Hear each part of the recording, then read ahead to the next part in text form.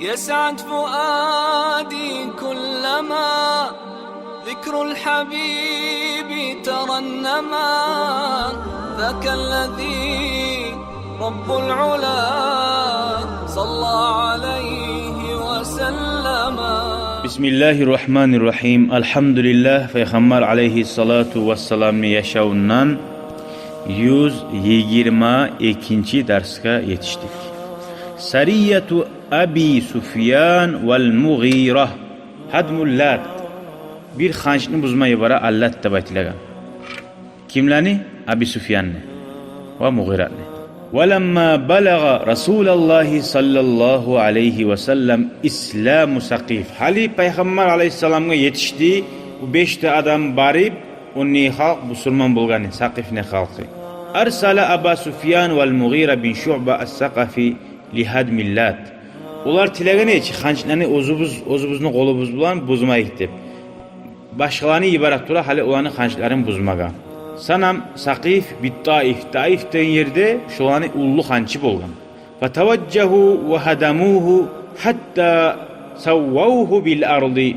Barib şunu tozup buzup yer bulan ten etti de baydı. Hali bir yere bir aru kepli xabar var. Bolgan işte. Ve aradal mu'iratu an yudhika ashabahu faqal.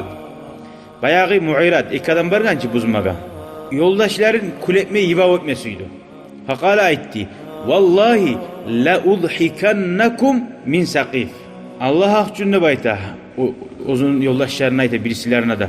Sizin hali bu Sakif'ni eteğin işine qarab kuletecek man negen. Ne etmesi ya qaragız. Fadaraba sanama bil fa'si.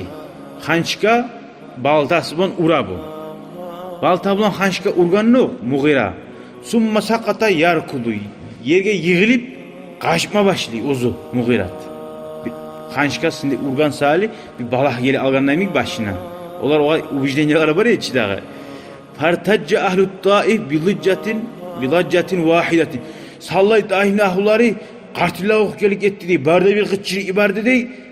O zani bayağı ulluat durgan zati bir ullu oşatma dedi. Ve kalu olara etti diye. Abadallahul Mughira. Allah hareketsin bu Mughiratni. Kathalathur rabbatu. Bizim yetsimiz onu oytirdi dedi. Hala xanç oytiri oydu onun dibesine gelgen. Ve farihu hina ra'awhu saqitan. Bayağı o adamlar o Mughirani yerge yığılıp gorganına suyungan.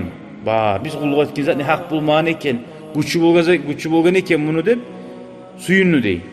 Ve kalu olar aytmada etti dey. O taifni ahulları Müslüman bulgan vuru dey. Vallahi la tustata. Dağıçı sen turmaysan ayakkada baykenni Mughiratga.